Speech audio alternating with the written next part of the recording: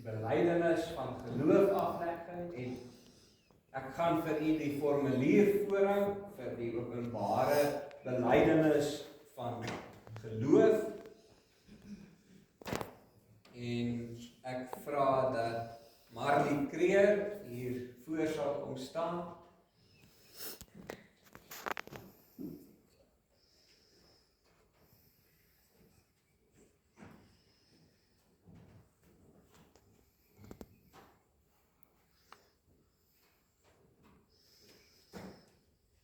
Geliefdes in die Here, die openbare belydenis van geloof gee aan die verbondskind die geleentheid om voor God en die rekenskap te gee van hulle geloof. Dit beteken dat die verbondskind die genade wat die Here in die doop aan haar gegee het, nou bewuslik deur die geloof haar eie maak.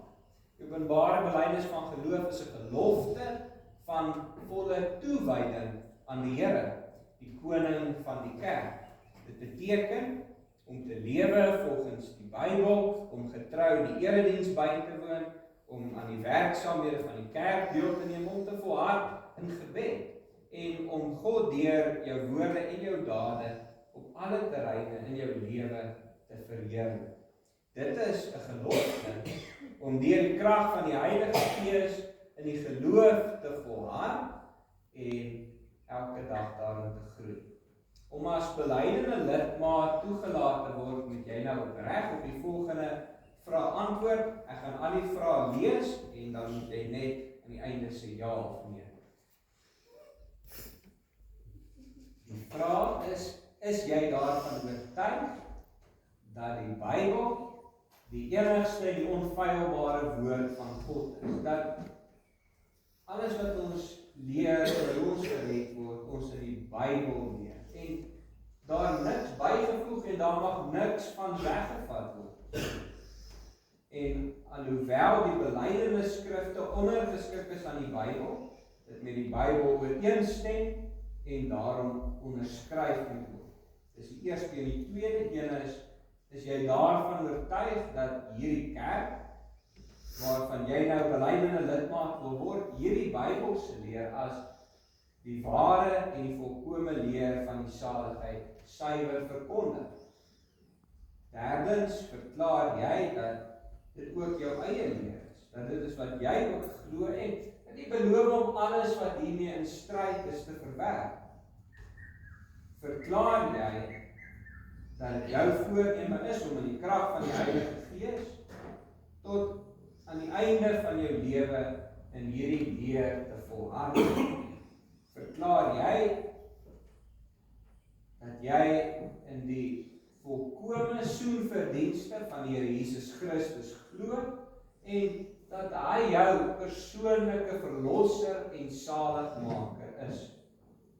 Bely jy dat jy die drie-enige God liefhet en beloof jy om hom van ganser harte te dien, gereeld tot die Vader te bid, die naam van die Here voor die mense te bely en in die krag van die Heilige Gees teen alle versoekinge te stry. Beloof jy om aktief aan die werksaamhede van die kerk deel te neem en beloof jy om jou in die kerklike opsig en tuig te onderwerp? Marlie, wat is hierop jou antwoord? Sy het ja gesê.